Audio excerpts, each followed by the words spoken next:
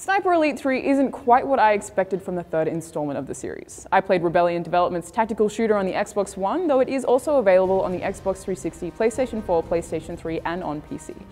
You play as a white dude bro with a raspy voice and stubble, Carl Fairbairn, who is an OSS sniper based in North Africa in World War II. And that's really all there is to say about the story and about Carl. Both are truly, truly horrible. It's a third-person shooter based across some pretty mammoth-sized maps that allow for a variety of tactical approaches. Your primary weapon, of course, a sniper rifle that takes just a little more than just aim and shoot, and it initially just confused the crap out of me. Turns out I'm easily confused, because once you figure it out, it's a total breeze. You locate your target, pull out your binoculars to tag him, and then account for wind, the distance, and your own heart rate before firing a shot. Sometimes you need to intentionally wait for background noise or create some yourself by kicking a generator or something so nobody hears you fire. When you do all that though, the game really shines. Sniper Elite 3 has a really brutal Mortal Kombat style X-ray kill cam.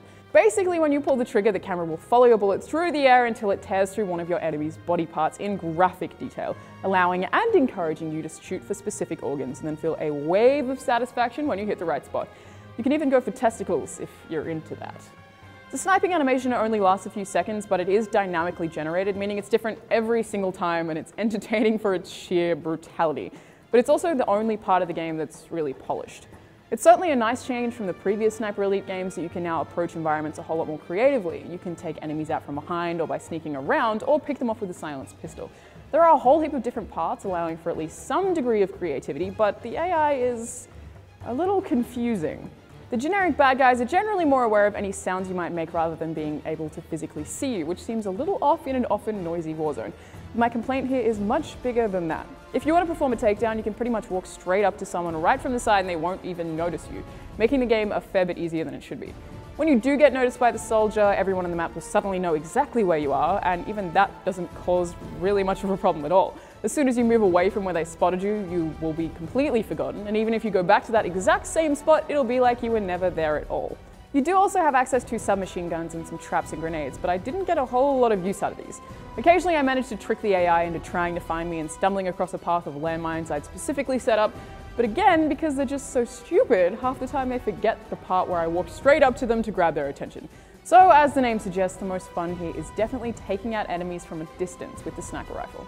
There is an XP system that lets you unlock promotions, usually based on the amount of headshots you get while you creep through the 8 stages of the game.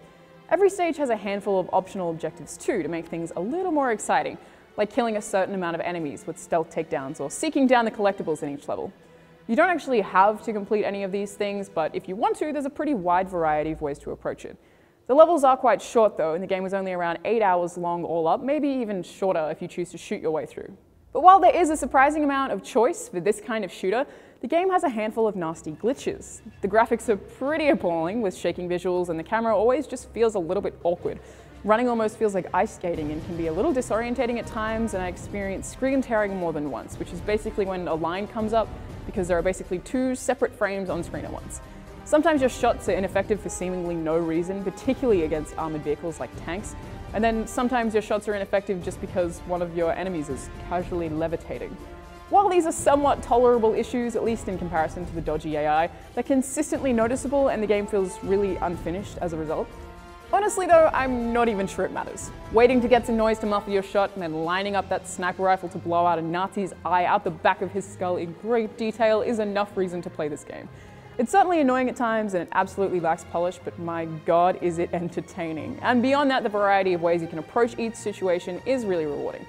If you are interested in playing Sniper Elite 3, I just kind of recommend waiting until there's a significant price drop.